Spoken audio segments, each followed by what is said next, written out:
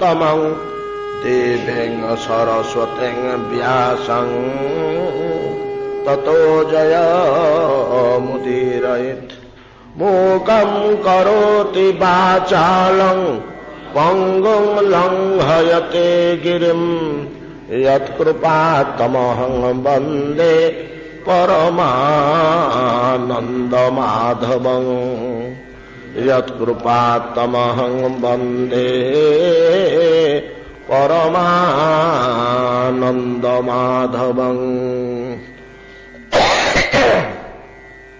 श्री इंद्रदुम्न उवाच जयाखिल जगत सृष्टि स्थिति संहार शिल्पकृतु लीला विश्व वपुर नौमि सखा ब्रह्मांड भारभृत। अंतर्जामिन अशेषाणं प्रणतार्ति हर प्रभो ब्रह्मेन्द्र रुद्र मुकुट विकीरीत पदाम्बुजम्।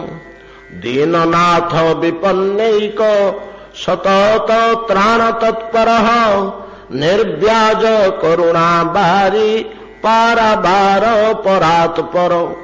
तदेक शरणं दीन मन अनादि भ्रम निर्भरं परित्राहि जगन्नाथ भक्ता विरत वत्सलः।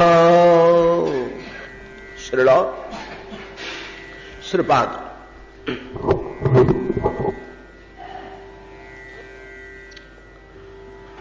जैमिनी महर्षि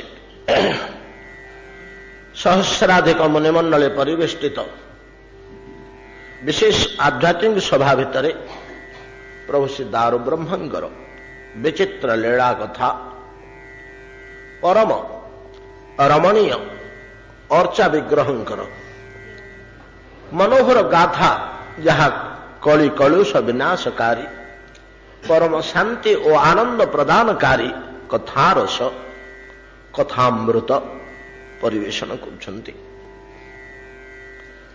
मुनि ऋषि मानकर जिज्ञासा आग्रह ए नूतन वस्तु नूतन रहस्यर संधान पाई परम आमोदित ही उठिछि।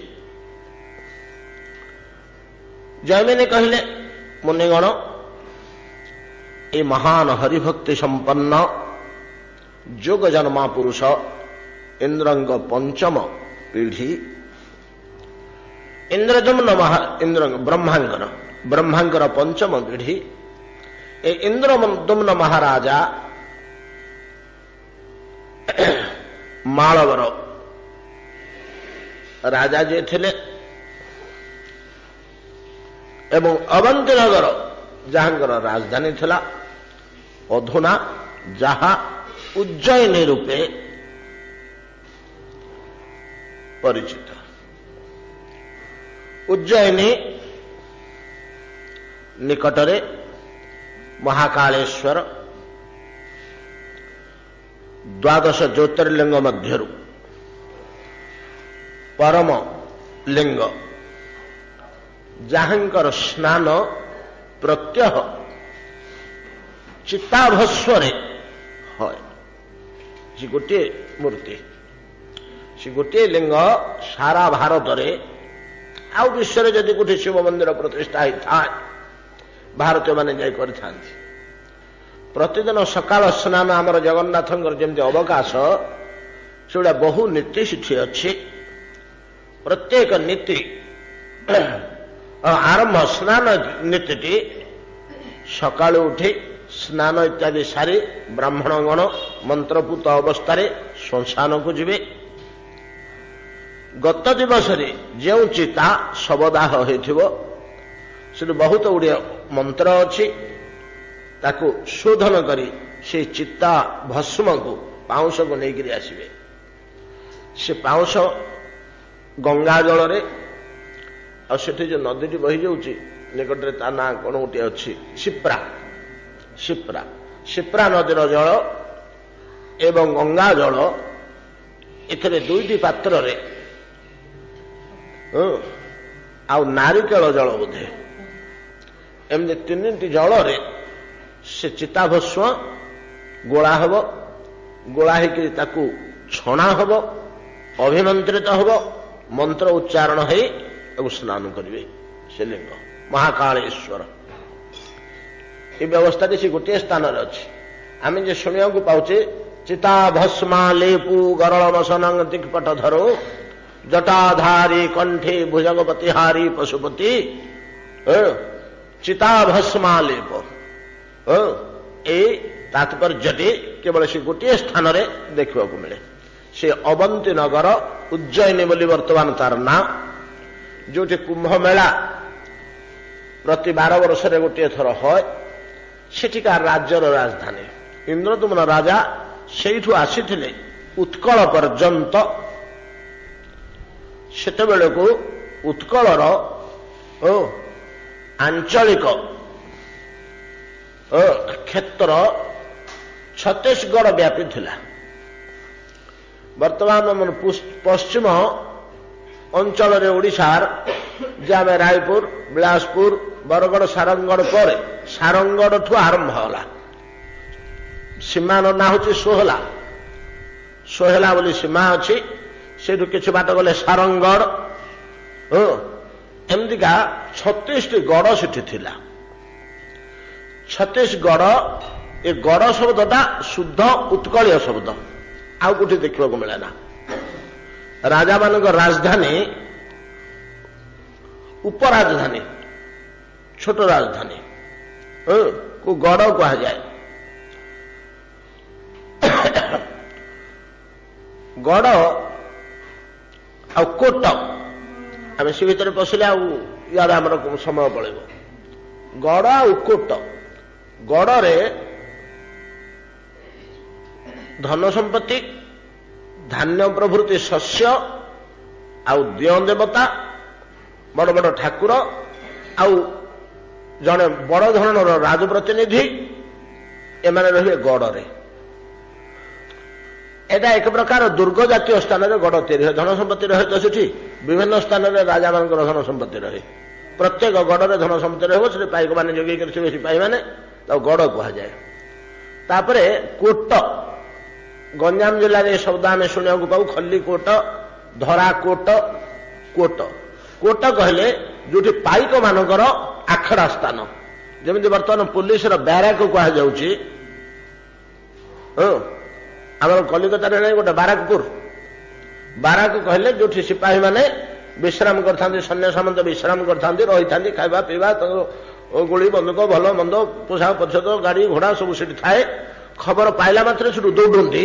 ସେଠି ସବୁବେଳେ ବାରାକର ନିୟମ ହେଲା 2ଟା 3ଟା ଗ୍ରୁପ, ସେଠି 10ଟା କି 20ଟା ୟୁନିଟ୍ ଅଛି, ସେଥିରୁ 3ଟା କି 5ଟା ୟୁନିଟ୍ ପ୍ରତି ମୁହୂର୍ତ୍ତରେ ରେଡି ଥିବେ। ତାଙ୍କର ସବୁ କୋଉ ଦିନ କାହାର ପାଳିଥିବ। ଡ୍ରେସ୍ ପିନ୍ଧି, ତାଙ୍କର ବନ୍ଧୁକରେ ଗୁଳି ଚଢ଼େଇ, ତାଙ୍କର ପାଣି ଫାଣି ଖାଇବା ଜିନିଷ ଇତ୍ୟାଦି ଧରି ରେଡି ହେଇକି ସବୁବେଳେ ଥିବେ। ସେ ଦିନଟି ତାଙ୍କର ଷ୍ଟାଣ୍ଡ ବାଇ ଅଛନ୍ତି ସେମାନେ। ଖବର ପାଇଲା କ୍ଷଣି ଯଦି ଗୋଟିଏ ସେକେଣ୍ଡରେ ଫଟାଫଟ ଗାଡ଼ିରେ ଚଢ଼ିକି 2 ମିନିଟ୍ ଭିତରେ ବାହାରି ପଡ଼ିବେ। ସେଇଭଳିଆ ପାଇକମାନଙ୍କର କୋଟ। 36ଟା ଗଡ଼ ସେ ଅଞ୍ଚଳରେ ନିର୍ମାଣ କରିଥିଲେ ଉତ୍କଳର ରାଜାମାନେ। ସେଠି ଗଡ଼ମାନଙ୍କରେ କିଛି ସମ୍ପତ୍ତି ରହୁଥିଲା ଏବଂ ପ୍ରଚୁର ସିପାହୀ ରହୁଥିଲେ। କ'ଣ ପାଇଁ ନା ପଶ୍ଚିମ ପଟୁ ହିଁ ଭାରତରେ ସବୁବେଳେ ଆକ୍ରମଣ। ପୂର୍ବପଟେ ତ ସମୁଦ୍ର, ଆଉ କ'ଣ ପୂର୍ବପଟେ ତ ରେଙ୍ଗୁନ ପର୍ଯ୍ୟନ୍ତ ଭାରତବର୍ଷ ଲମ୍ବିକିରି ଥିଲା। ଏବେ ସିନା ବାଂଲାଦେଶ ହେଇଗଲା, ଆଉ କ'ଣ ହେଇଗଲା, ବର୍ମା ହେଇଗଲା, ନାନା ହେଇଗଲା। ସେପଟେ ମଣିପୁର, ତ୍ରିପୁରା ପର୍ଯ୍ୟନ୍ତ, ତ୍ରିପୁରା, ମଣିପୁର ଇତ୍ୟାଦି, ନେପାଳଟାକୁ ଛାଡ଼ିଦେଲେ। ନେପାଳ ମଧ୍ୟ ଦିନେ ଭାରତବର୍ଷର ଅଙ୍ଗ। କେତେବେଳେ କେମିତି ଅଲଗା ହେଇଛି କହି ହେଉନି, ତାର ଇତିହାସ କି ତଥ୍ୟ ମିଳୁନି। କାହିଁକିନା ନେପାଳରେ ହିଁ ଆମର ଠାକୁରାଣୀ ମାନଙ୍କର ଯୋଉ 51 ଖଣ୍ଡ ହେଇଥିଲା ଆମ ପୁରାଣରେ, ନେପାଳରେ 2ଟା ଜାଗା ଅଛି। ଏ ସବୁଗୁଡାକ ଭାରତବର୍ଷର ଅନ୍ତର୍ଗତ ଥିଲା। ଏପଟୁ ଆକ୍ରମଣର କୌଣସି ଆଶଙ୍କା ନାହିଁ। ସମୁଦ୍ରଟା କିଛି ଆକ୍ରମଣଟା ହୁଏ ସବୁବେଳେ ପଶ୍ଚିମ ଦିଗରୁ। ମରହଟ୍ଟା, ଫରହଟ୍ଟା, ଜବନ, ଖସ ଇତ୍ୟାଦି ସମସ୍ତେ ସେଇପଟୁ ଆସି ଆକ୍ରମଣ କରନ୍ତି। ସେଇପଟଟାକୁ ଏମାନେ ଜଗିଥାନ୍ତି। 36ଟା ଗଡ଼ ଥାଏ, ତାକୁ ଛତିଶଗଡ଼ ଏରିଆ ବୋଲି କୁହାଯାଉଛି। ବର୍ତ୍ତମାନ ସେଟା ଗୋଟେ ଅଲଗା ରାଜ୍ୟ ହେଇଗଲା। ମଧ୍ୟପ୍ରଦେଶରେ ଥିଲା, ଅଲଗା ରାଜ୍ୟ ହେଇ ଛତିଶଗଡ଼ ହେଇଗଲା। ସେଇ ପର୍ଯ୍ୟନ୍ତ ଛତିଶଗଡ଼ ଶେଷ ପର୍ଯ୍ୟନ୍ତ ରାୟପୁର, ବିଳାସପୁର ଇତ୍ୟାଦି ସବୁଗୁଡାକ उत्कलर अंतर्गत थिला सेठी सीमा भितर प्रथम के इंद्रदुम्न पशिथिले ओ देवी उपासना सेठी करथिले सेठू उत्कलर सीमा आरंभ होला जे अवंती जाइकरी रहिलाने कोउठी बीणा बोली गोटे रेलवे जंक्शन अच्छी आप मन पड़ू गोटे बड़ जंक्शन टे से बीणाठू 350 किलोमीटर 250 किलोमीटर 300 किलोमीटर आहरी उत्तर पश्चिम कोण को गले आपण पाइबे अवंती से अवंतीर राजा एते दूर आसीथिले आम ठाकुर को टिके दर्शन करने दूत प्रवर महाशय विद्यापति जो माला आउ नीलमाधव को दर्शन करी जो माला ये सागर कूलू दक्षिण सिंधु तीरु जो माला आ निर्माल्य नहीं जाइए प्रभुंकर ताकू देखी ए प्रकार भाव विह्वलित हो पड़ते इंद्रदुम्न राजा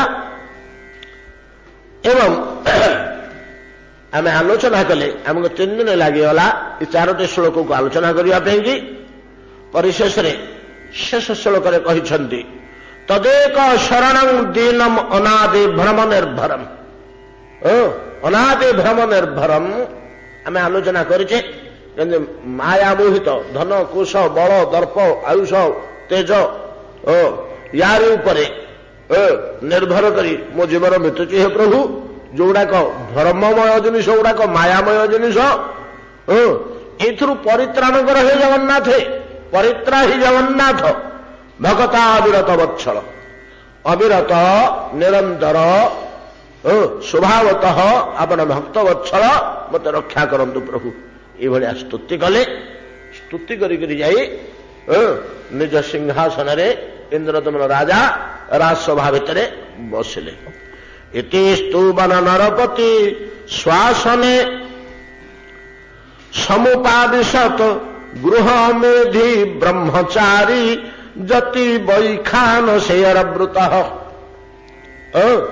राजा जो बसिले चतुष्पार्श्व अन्यान्य व्यक्तिगण एमाने समस्ते स्व स्व आसन रे बसिले राजा इंद्रदुम्न चतुष्पार्श्व राजसभा भितर किए किए सब थिले पार्षद रूपे राजपरिकर रूपे राजपरिषद रूपे मंत्री फंत्री मान रहा स्वाभाविक आ बाकी किए से थिले ना गृह मेधि ब्रह्मचारी जति वैखानस एमानक द्वारा परिवृत परिवेष्टित इंद्रदुम्न महाराजा स्वसिंहासन रे उपवेशन कले गृह मेधि गृहस्थाश्रम आम जाचे जे 4टी आश्रम रही आमर या आश्रम धर्म कह जाए जमी 4टी वर्ण रही ये 4टी वर्ण और 4टी आश्रम हूँ मूल सनातन धर्म को वर्णाश्रम धर्म बोली अनेक समय कह जाए अनेक समय सनातन धर्म को वर्णाश्रम धर्म बोली अभिहित कराई वर्णाश्रम धर्म कौन सनातन धर्म एटा है मूल दुआ 4 आश्रम 4 वर्ण 4 आश्रम ब्रह्मचर्य गार्हस्थ्य वानप्रस्थ सन्यास 4 आश्रम एवं ब्राह्मण क्षत्रिय वैश्य शूद्र 4 वर्ण ये 4टी अवस्था ये वर्ण और आश्रम ये वेद निर्दिष्ट मनुष्यकृत नुहे वेद स्वयं ईश्वर निर्मित होगा भगवान सृष्टि समाज सृष्टि नुहे कालक्रमे समाज एमती किंबा मनीषीगण बसिक विभाग कर ये कथा नुहे एगुड़ा ऑटोमेटिक स्वयं सृष्ट स्वयं सृष्टिटा को आम भागवत सृष्ट बोली कहू भगवान जोटा तैयारी कर भगवान को देखा पाऊना एटा स्वयं निर्मित बोली कहीदू ये वर्ण और आश्रम गीतार भगवान गोटे जगार कहते मुझे चातुर्वर्ण्यं मया सृष्टम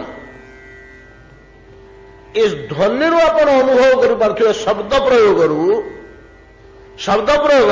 भगवान दाबी कला भाया कहते चातुर्वर्ण्यं मया सृष्टम मु कर तू भांगीदेव किए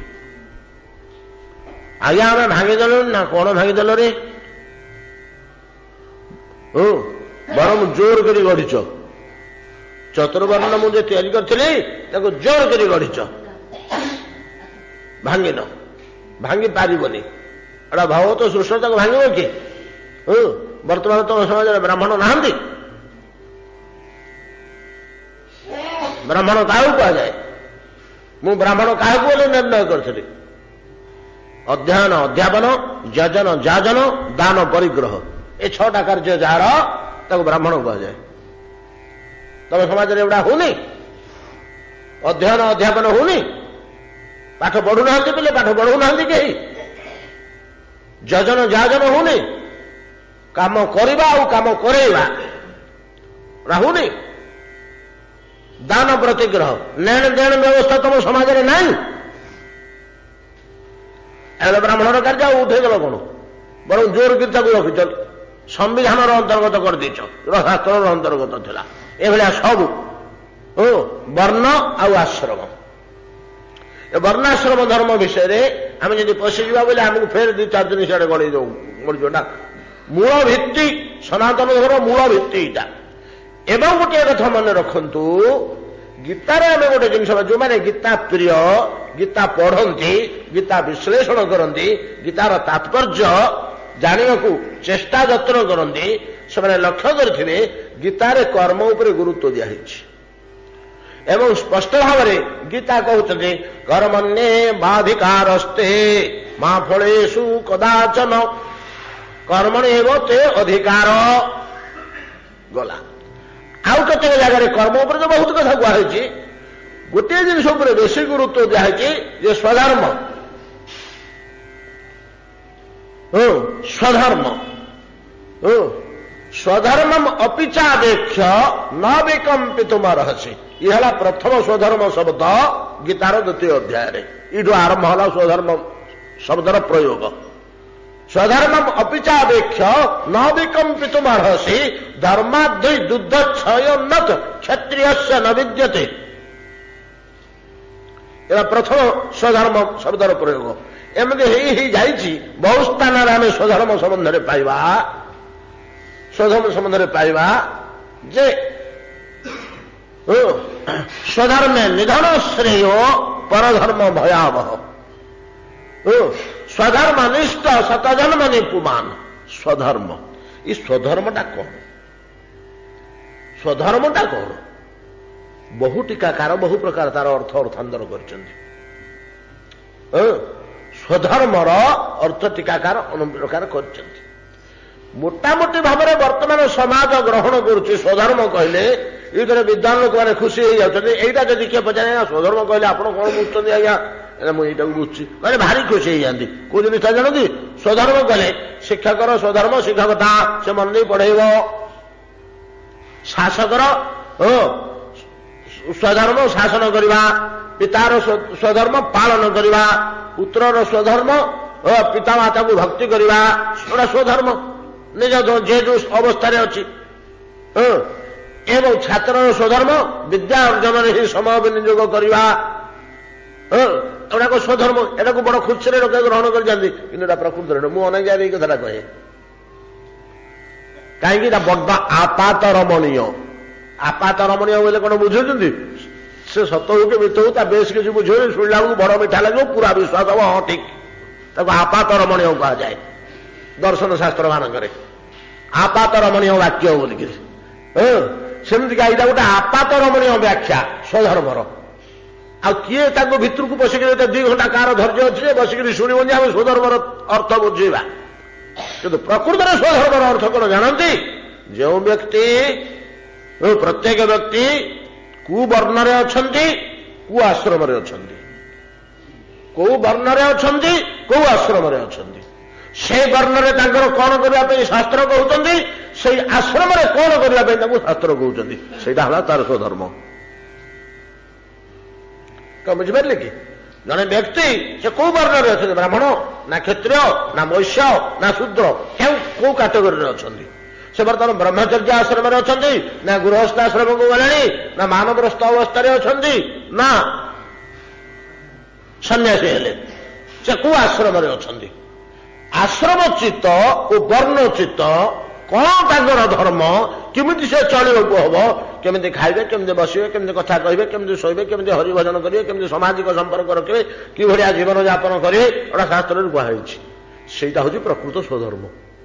ବର୍ଣ୍ଣ ଓ ଆଶ୍ରମଚିତ ଶାସ୍ତ୍ର ବିହିତ କର୍ମ ସ୍ୱଧର୍ମ। ଏ ସ୍ୱଧର୍ମଟା ଆମ ପାଇଁ ଯେତେ ଅମୃତମୟ, ସ୍ୱଧର୍ମଟା ଆମକୁ ଯେତେ ବଳ ଯୋଗେଇବ, ଯେତେ ଶକ୍ତିଶାଳୀ କରିବ ଆମକୁ ସ୍ୱଧର୍ମଟା, ଆଉ କିଏ ହେଇ କରିବେନି। ତେଣୁ ସ୍ୱଧର୍ମ ଉପରେ ବହୁତ ଗୁରୁତ୍ୱ ଦେଇଛନ୍ତି ବୈଦିକ ଶାସ୍ତ୍ରମାନେ।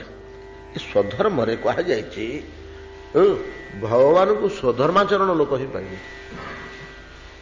ତେବେ ଆମମାନଙ୍କର ଯୋଉ ଗୋଟେ ଗୋଟେ ଧାରଣା ଯେ ବାଜି ବୈଷ୍ଣବ ମାନେ ଭଗବାନଙ୍କୁ ପାଇଯିବେ, ତାଙ୍କ ଜୀବନ ଶାନ୍ତି ଆନନ୍ଦରେ ବିତୁଛି, ଗୃହସ୍ଥାଶ୍ରମର ଲୋକେ ବଡ ଜଞ୍ଜାଳରେ ପଡ଼ିଛନ୍ତି, ସେମାନଙ୍କୁ ବଡ କଷ୍ଟ ହଉଛି, ଏମାନେ କେବେ ଭଗବାନଙ୍କୁ ପାଇବେନି, এইটা আমার একদম ভুল ধারণা। বরং গৃহস্থাশ্রমরে অনায়াসরে, কম আয়াসরে, অনায়াস তো নাই, কম আয়াসরে ঈশ্বর মিলନ୍ତି। যদি ঠিক ଆମେ ଗୃହସ୍ଥାଶ୍ରମର ନିୟମ ଅନୁସାରେ ଚାଲିବା, ଅଳ୍ପ ଆୟାସରେ, ଗୋଟିଏ କଥା ବିଚାର କଲେ ନାରଦ, ସାଣ୍ଡଲ୍ୟ ଏମିତି କେତୁଟା ଋଷିକି ଛାଡ଼ିଦେଲେ ଆଉ ସନ୍ନ୍ୟାସୀ କିଏ ଅଛି? ସବୁତକ ଋଷି ତ ଗୃହସ୍ଥାଶ୍ରମୀ, ଗୃହମେଧି।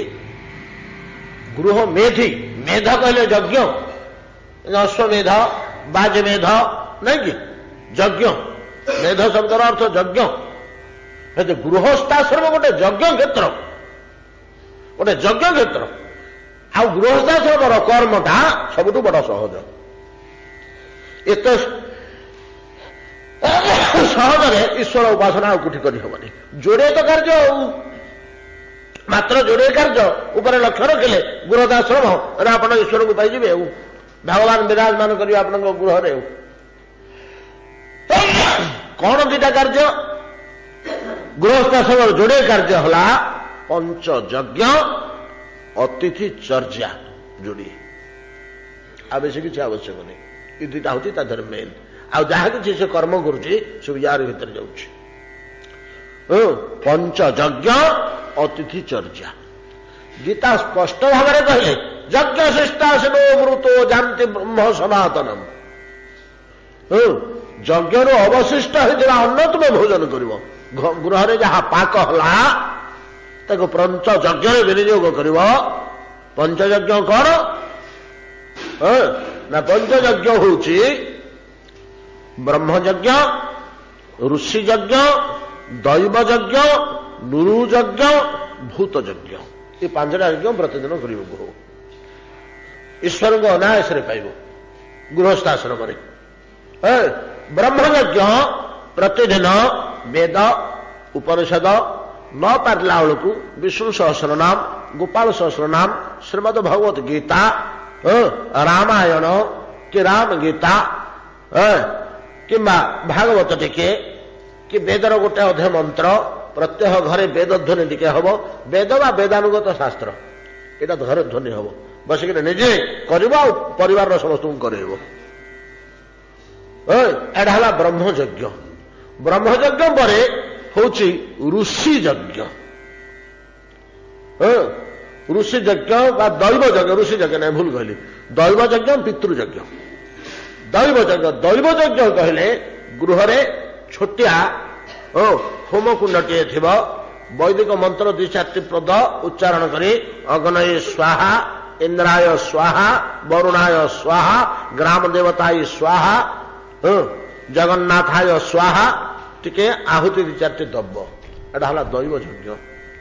ପିତୃଯଜ୍ଞ, ପିତା, ପିତାମହ, ବୃଦ୍ଧ ପ୍ରପିତାମହ, ବୃଦ୍ଧ ପ୍ରପିତାମହ, 4 ପୁରୁଷ ପର୍ଯ୍ୟନ୍ତ ଜଳାଞ୍ଜଳି ଟିକେ ପ୍ରତିଦିନ ଦବ। ଏଟା ହେଲା ପିତୃଯଜ୍ଞ। ଋଷିଯଜ୍ଞ ନାହିଁ, ଏଟା ଭୁଲ କହିଦେଇଥିଲି। ବ୍ରହ୍ମଯଜ୍ଞ, ଦୈବଯଜ୍ଞ, ପିତୃଯଜ୍ଞ। ନୃଯଜ୍ଞ, ଗାଁରେ କାହା ଘରେ ଆଜି ଚାଉଳ ନାହିଁ, କାହା ପିଲାଟି ମାନେ ଭୋକରେ ରହିଯାଉଛନ୍ତି, ତୁମ ଘରେ ଯାହା ପାକ ହେଇଛି ତାହାରକୁ ପୁଣ୍ୟ ପଠେଇଦବ। ନୃଯଜ୍ଞ। ଭୂତଯଜ୍ଞ, ବାଡ଼ିଆରେ ଗାଈଟିଏ ବନ୍ଧା ହେଇଛି, ଅଗଣାରେ କୁଆ ଯୋଡ଼ିଏ ବସିଛନ୍ତି, ବାଡ଼ିପଟ ବାରଣ୍ଡାରେ କୁକୁରଟିଏ ପଡ଼ିଛି, ସେମାନଙ୍କ ଆଗରେ ମୁଠିଏ ମୁଠିଏ ତମର ଯାହା ରୋଷେଇ ହେଇଛି ସେଟାକୁ ଦବ। ଏତକ କରିସାରିଲା ପରେ, ଏ ପାଞ୍ଚ ଯଜ୍ଞରେ ଏଟା ବ୍ୟବହାର ହେଇସାରିଲା ପରେ ଦାଣ୍ଡ ଦ୍ୱାର ଖୋଲିକିରି ଚାହିଁବ କିଏ ଅତିଥି ଅଛନ୍ତି କି, ଅତିଥିଙ୍କି ଦବ। ଅତିଥିକୁ ଦେଇ ସାରିଲେ ଯାହା ବଳି ପଡ଼ିଲା ସେଇ ବସ୍ତୁ ଯଜ୍ଞ ଶିଷ୍ଟା ମୃତ୍ୟୁ ଭୁଜ, ଯଜ୍ଞରୁ ଶିଷ୍ଟ ଅବଶିଷ୍ଟ ବଳି ପଡ଼ିଥିବା ପଦାର୍ଥ ଅମୃତତ୍ୱ ପରିଣତ ହେଇଗଲାଣି।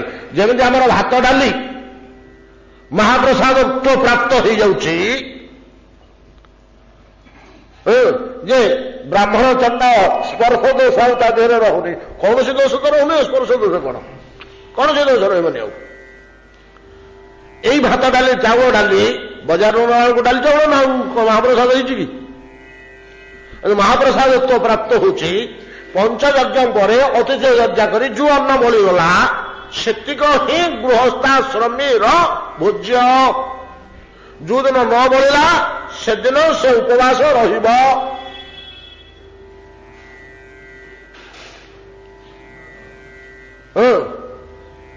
ଆଉ ଆମେ ତ ସିଧାସଳଖ ଦାଣ୍ଡ ଦ୍ୱାର ବନ୍ଦ କଲେ ଯାଇକରି ଖାଇବାକୁ ଯିବା। ଯେ ବୈତରେ ତାକୁ ତଡ଼ିଲା ପରେ ନାଇଁ ଯଦି 8-10 ଜଣ କୁଣିଆ କି ବନ୍ଧୁ କି ଅତିଥି କିଏ ପଳେଇ ଆସିଛନ୍ତି, ଆଜ୍ଞା ଆଜି ଆମର ଘରେ ପିଲାମାନଙ୍କର ଦେହ ପା ଭଲ ନାହିଁ, ଆମେ ହୋଟେଲରେ ଖାଉଛୁ ଆଉ ଖାଇବୁ ଯାଇକରି, ଆପଣ ମନ୍ଦିରରେ 12ଟା ବେଳକୁ ଏବେ ଭୋଗ ବାହାରି ପଡୁଛି ଯେ ନୀତି ସହଳ ହେଲାଣି, ଆପଣଙ୍କର କିଛି ଅସୁବିଧା ହବନି। ଇଏ ହେଲା ଆମର କାର୍ଯ୍ୟ। ଏଇ ପଞ୍ଚମହାଯଜ୍ଞ ଅତିଥି ଯା ପରେ ଯୋଉ ଟିକକ ବଳିଗଲା ଆମେ ଏ ଭିତରକୁ ଯିବା ନା ଆଉ ଗୋଟେ କଥାକୁ ଯିବା? ଆଉ ଗୋଟେ କଥାକୁ ଯିବା କି? ଗୋଟେ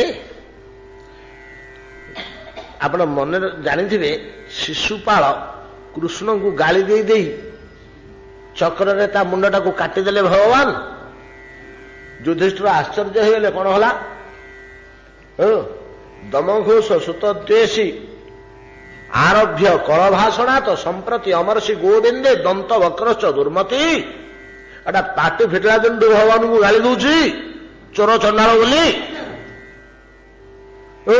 ତା ମୁଣ୍ଡଟାକୁ ଭଗବାନ ରାଗରେ କାଟିଦେଲେ। ଏବେ କୋଟି କୋଟି ଲୋକଙ୍କ ଆଗରେ, ମୁନି ଋଷିଙ୍କ ଆଗରେ ଯାତ୍ରା ଦୁର୍ଭାଷାରେ ବ୍ୟବହାର କଲା ଯେ ଭଗବାନ ସହିପାରିଲେନି, ତା ମୁଣ୍ଡଟାକୁ କାଟିଦେଲେ। ତା ଆତ୍ମାଟା ଆସି ସମସ୍ତଙ୍କ ଆଖି ଆଗରେ ଭଗବାନଙ୍କ ଦେହରେ ପ୍ରବେଶ କଲା, ବ୍ରହ୍ମ ସାହାଯ୍ୟ ପାଇଲା। ଯେଉଁ ବ୍ରହ୍ମ ସାହାଯ୍ୟ ଏ ମୁନି ଋଷିମାନେ ଯେତକ ବସିଛନ୍ତି କେତେ କଳ ପାଇମାନେ ତପସ୍ୟା କଲେଣି, ହଉ ପାଇବେଟି, ତାଙ୍କର ଆଶା ଅଛି। ଏ ପାପିଟା କେମିତି ପାଇଲା ଆଜ୍ଞା? ଏ ପ୍ରଶ୍ନ ଯୋଉଠି ଉଠିଥିଲା, ସେ ଅଶ୍ୱମେଧ ଯଜ୍ଞ ପ୍ରାୟ ସରିଲାଣି। ଅଶ୍ୱମେଧ ନେବ ଥିଲା ରାଜସ୍ୱ ଯାଗ, ଯୁଧିଷ୍ଠିରଙ୍କ ରାଜସ୍ୱ ଯଜ୍ଞ ବିରାଟ ବସ୍ତୁ ସେ। ରାଜସ୍ୱ ଯଜ୍ଞ ସରିଲା, ପାଣ୍ଡବମାନଙ୍କ ମନ ଭାରି ଖୁସି, କାର୍ଯ୍ୟଟି ସୁରୁଖୁରୁରେ ହେଇଗଲା ବୋଲି କୃଷ୍ଣଙ୍କୁ ଧରିଛନ୍ତି। କୁନ୍ତି ଫୁନ୍ତି ସୁଭଦ୍ରା ସମସ୍ତେ ବସିଛନ୍ତି। ଆଉ ବାକି ଯୋଉ ଶଳାମାନେ ସବୁ ଅଛନ୍ତି, ଦ୍ରୌପଦୀଙ୍କ ଭାଇମାନେ, ଏ କଣ ସେଟା ଶିଖଣ୍ଡି ଧୃଷ୍ଟଦ୍ୟୁମ୍ନ ଇତ୍ୟାଦି, ସେମାନେ ମଧ୍ୟ 2-4 ଜଣ ବସିଛନ୍ତି ସବୁ। ଯେମିତି ଉତ୍ସବ ସରିଗଲା ପରେ, ବିବାହ ବ୍ରତ ସରିଲା ପରେ ଭାଇ ଭଉଣୀ ଏକାଠି ବସି ହସ ଖୁସି ଗପସପ କରନ୍ତି, କାର୍ଯ୍ୟଟି ସୁରୁଖୁରୁରେ ହେଇଗଲା ପରେ ସବୁ ତ ଏକାଠି ହେଇଥାନ୍ତି, ସେମିତି ବସି ଗପସପ କରୁଛନ୍ତି। ଏତିକି ବେଳେ ଦେଖିଲେ ଗୋଟେ ନେଉଳଟିଏ ଆସିକିରି ସେଠି ଗଡ଼ି ପଡୁଛି, ଉଠିକିରି ଧୂଳି ଝାଡ଼ି ହେଇ ପଡୁଛି।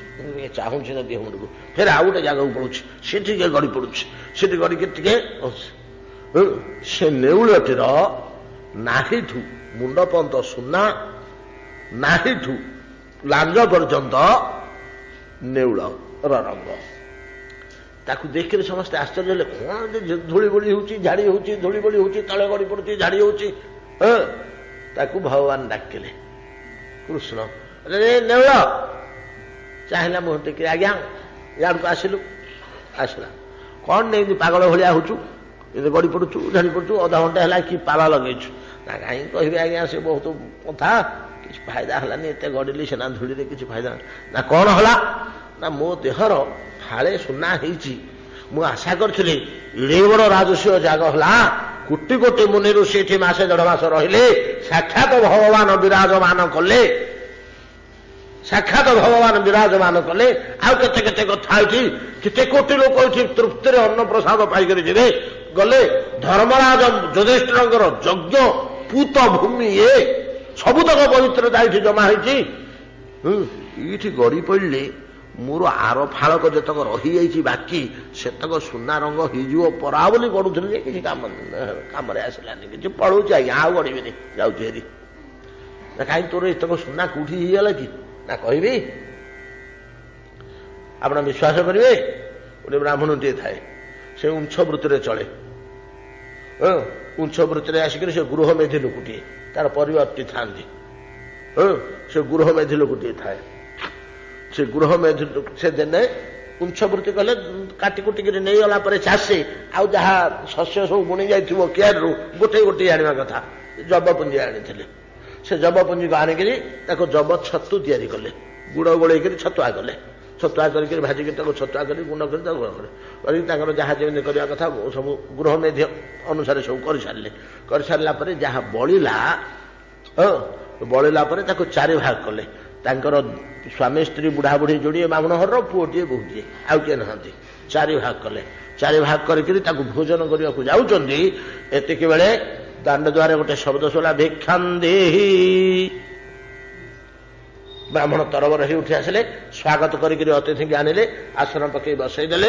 ବସେଇ ଦେଇକିରି କହିଲେ, ଆଜ୍ଞା ନା ମୁଁ ବଡ଼ କ୍ଷୁଧାର୍ତ ହେଇ ଆଜିକି 8 ଦିନ ହେଲା ବଣ ପଥ ପାର ହେଇକିରି ଆସୁଛି। ପାଣି ମଧ୍ୟ କେତେ ଜାଗାରେ ପିଇବାକୁ ମିଳିଲାନି। ସେ ବଣଟା ଏମିତି ଗୋଟେ ରୁକ୍ଷ ବଣ ଯେ ସେଠି ଫଳୁଟେ କି ମୂଳୁଟେ କୋଉଠି କିଛି ମିଳିଲାନି। ମୁଁ ବଡ଼ କ୍ଷୁଧାର୍ତ, ମତେ କ'ଣ ଭୋଜନ ଦିଅ ତ ଆଗ। ହଁ ଆଜ୍ଞା ଆପଣ ବସିବା ହୁଅନ୍ତୁ, ଏ ହାତ ଗୋଡ଼ ହାତ ଧୁଅନ୍ତୁ ବୋଲି ସାଙ୍ଗେ ସାଙ୍ଗେ ଆସନ। ବ୍ରାହ୍ମଣ ବଡ଼ ଆନନ୍ଦରେ ଅତିଥି ମୋ ଦ୍ୱାରକୁ ଆସିଛନ୍ତି ବୋଲି ବସେଇ ଦେଲେ। ନିଜ ଭାଗଟି 4 ଭାଗ ହେଇକି ତବଡ଼ା ହେଇଯାଇଛି, ବଣ୍ଟା ହେଇଯାଇଛି। ନିଜ ଭାଗଟା ନେଇ ଥୋଇଲେ, ଖାଇଦେଲେ। ଖାଇସାରି କେମିତି ଆଡ଼କୁ ସାଡ଼କୁ ଚାହିଁଲେ। ଚାହିଁଲେ ତଳେ ଟିକେ ଆଉ ଦରକାର ଥିଲା କି? ନା ହଁ, ସେ ପେଟ ପୁରିଲାନି, ବଡ଼ ଭୋକ ହଉଛି, ବହୁତ ଦିନ ହେଲା କିଛି ଖିଆ ହେଇନି ତ।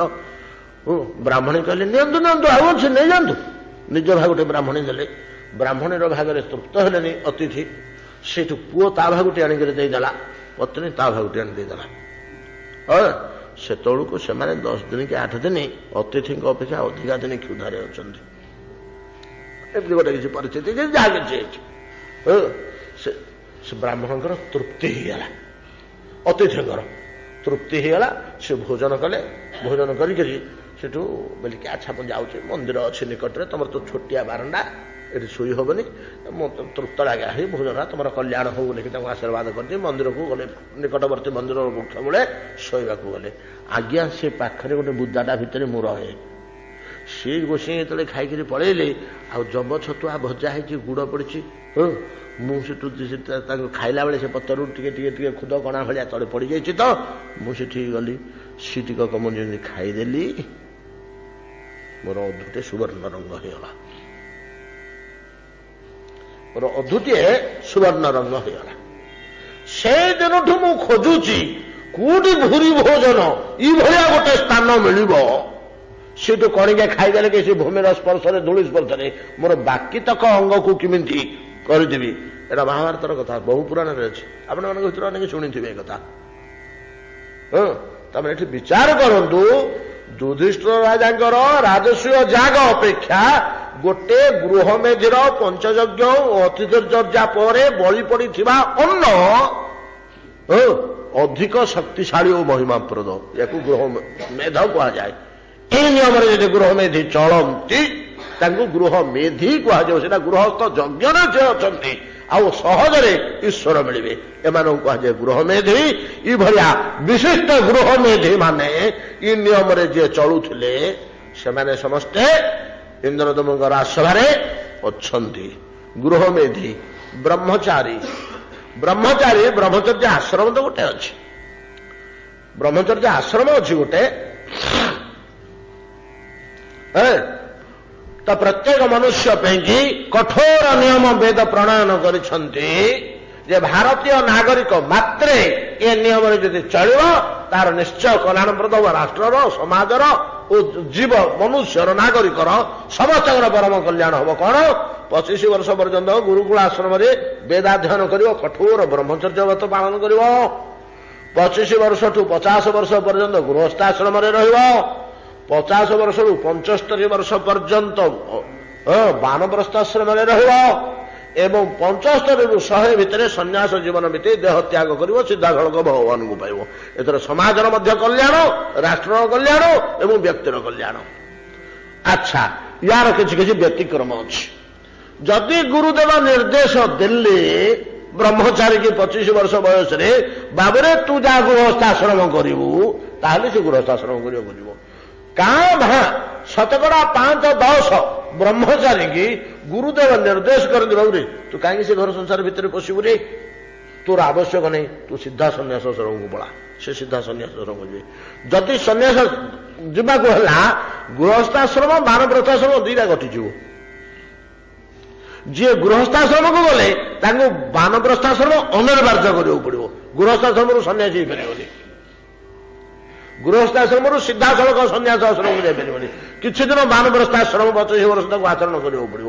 କିନ୍ତୁ ବ୍ରହ୍ମଚର୍ଯ୍ୟ ଆଶ୍ରମରୁ ସିଧାସଳଖ ଯାଇପାରିବ ଏଠିକି, କୋଉଠିକି? ସନ୍ନ୍ୟାସ ଆଶ୍ରମକୁ।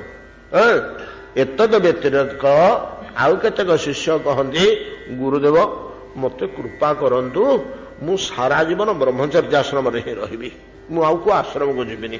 ଗୁରୁଦେବ ଯଦି ଉଚିତ ମନ କଲେ, ଆଉ ସେ ପ୍ରକାର ଗୁଣ ଲକ୍ଷଣ ସେ ଶିଷ୍ୟଟି ପାଖରେ ଦେଖିଲେ, ହଁ ଯା ତୁ ବ୍ରହ୍ମଚାରୀ ହେଇକରି ସାରା ଜୀବନ କେବଳ ବ୍ରହ୍ମଚର୍ଯ୍ୟ ବଳରେ ମହାଦେଦୀପ୍ୟମାନ ବ୍ରହ୍ମ ତେଜ ଧାରଣ କରି ସେ ବ୍ୟକ୍ତି ବିଶ୍ୱରେ ବିଚରଣ କରନ୍ତି।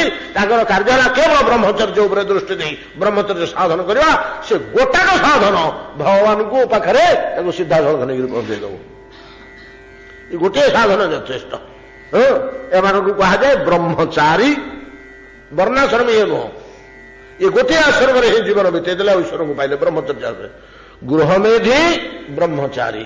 ଆଉ କିଏ କିଏ ବସିଥିଲେ ହୋ ଇନ୍ଦ୍ରଦମନଙ୍କ ପାଖରେ?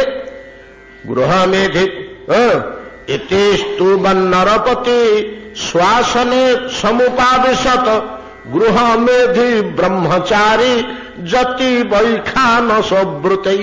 ଯତି ଆଉ ବୈଖାନସ। ଯତି ବୈଖାନସ କଣ? ଯତି ସଂଯତି ଇନ୍ଦ୍ରିୟ।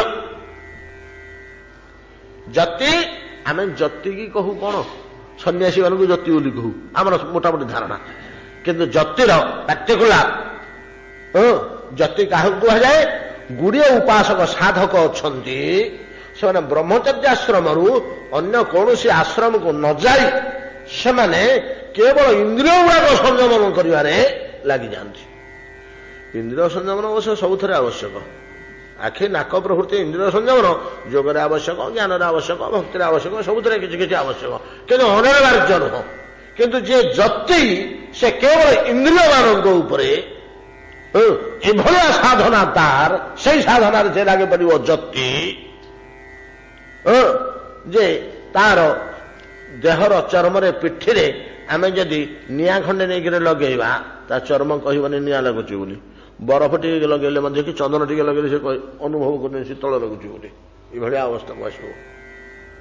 ଏଭଳିଆ ଅବସ୍ଥାକୁ ତାର ଇନ୍ଦ୍ରିୟ ମାନେ ଆସିଥିବେ ଯେ ଇନ୍ଦ୍ରିୟ ଗୁଡାକ କିଛି କାମ କରିବେନି, କଣ୍ଟ୍ରୋଲ କରିକି ସେ ରଖିଛି। ଏମାନଙ୍କୁ ଯତି କୁହାଯାଏ। ଏମାନେ ଇନ୍ଦ୍ରିୟ। ଆପଣମାନଙ୍କର ଗୀତାର ବୋଧହୁଏ 4ର୍ଥ ଅଧ୍ୟାୟରେ ଭଗବାନ 14ଟା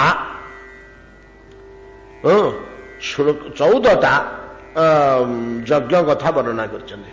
ସେ 14ଟା ଯତିର କାର୍ଯ୍ୟ, ସଂଯମନ କାର୍ଯ୍ୟ। ଅପାନେ ଜୁହତେ ପ୍ରାଣ ପ୍ରାଣେ ପାନಂ ତଥା ପରେ ପ୍ରାଣପାନମ ଗତିରୁଦ୍ଧ୍ୟା ପ୍ରାଣାୟାମ ପରାୟଣା ଅପରେ ନିୟତାହାରାଃ ପ୍ରାଣନ ପ୍ରାଣେଷୁ ଜୁହ୍ୟତେ। ଏ ପ୍ରକାର 14ଟା ରାସ୍ତା ଦେଖେଇଛନ୍ତି। କିଏ ସେ ଇନ୍ଦ୍ରିୟ ରୂପକ ଅଗ୍ନିରେ ବିଷୟ ରୂପକ ପଦାର୍ଥ ଦିଏ, କିଏ ବିଷୟ ରୂପକ ମାନେ ଭୋଗ ରୂପକ ପଦାର୍ଥ ଆହୁତି ଦିଏ। ଏମିତି ବୋଲିକରି ଯଜ୍ଞ ଆକାରରେ 14ଟା ସଂଯମନ କାର୍ଯ୍ୟ। ପରିଶେଷରେ କହିଲେ ଅର୍ଜୁନ ଏବଂ ବହୁବିଧା ଯଜ୍ଞ ବିତତା ବ୍ରହ୍ମଣ ମୁଖେ କର୍ମଜାନ ନିର୍ଦ୍ଧିତାନ ସର୍ବାନ ଏବଂ ଗୁରୁତ୍ୱ ବିମୋକ୍ଷସେ ବୋଲି କହିଲେ। ଏବଂ ବହୁବିଧା ଯଜ୍ଞ ବିତତା ବ୍ରହ୍ମଣ ମୁଖେ। ବିତତା ବିସ୍ତାର ହେଇକରି କୁହାଯାଇଛି। କୋଉଠି ନା ବ୍ରହ୍ମଣ ମୁଖେ, ବେଦ ମୁଖରେ। ବ୍ରହ୍ମଣ କହିଲେ ବେଦ, वेदर विस्तार भाव में बहुत प्रकार संयमन कार्य कहुई ये संयमन कार्य गुड़ाक सब कर्मजान कर्मर अंतर्गत कर्मजान विद्धि तान सर्वान कर्मजान विद्धि से सबुड़ा को कर्मज बोली जान एवं जानता विमोक्ष से युड़ा कौन संयत चित्तर तुम मुक्ति लाभ कर जति जे केवल आत्मसंयमनशील इंद्रिय संयमनशील इथर ही जीवन को से बीते देते शेष को कहले वैखानस कहले अनेक लोक वैखानस को अर्थ कर जति